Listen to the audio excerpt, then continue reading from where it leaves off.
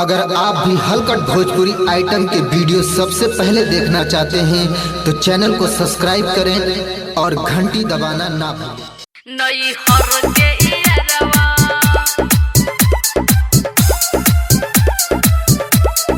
एक रस निकर है साथी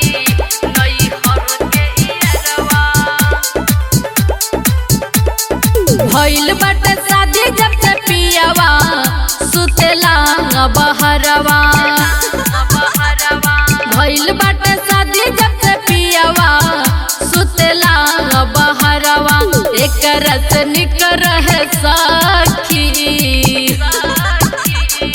एक रस निकर है साखी नई हर के इरवा एक रस निकर है साखी नई हर के इरवा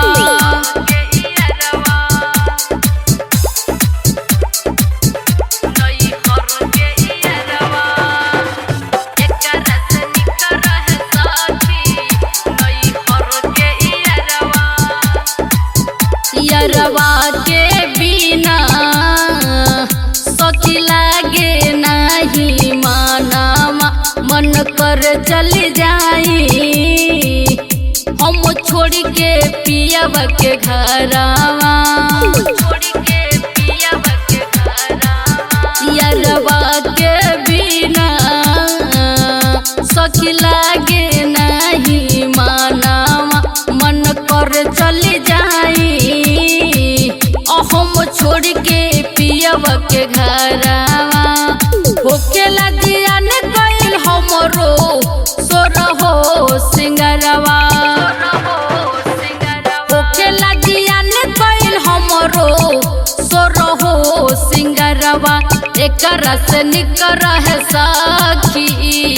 एक रस निकर है साखी नई हर के इरवा एक रस निकर है साखी नई हर के इरवा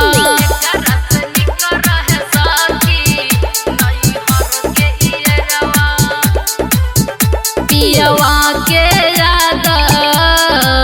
सखी हम के निक ना लागे सुते के बेरा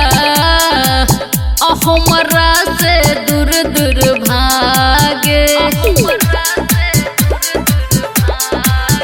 पियवा के आदत सखी हम के निक ना लागे सुते के बेरा हमरा से दूर दूर भागे नागेंद्र महेश नहीं हमरो मानले कहनवा नागेंद्र महेश नहीं हमरो मानले कहनवा एक रस निकर है साखी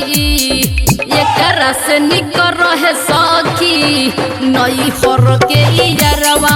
एक रस निकर है साखी नई हर के इरवा।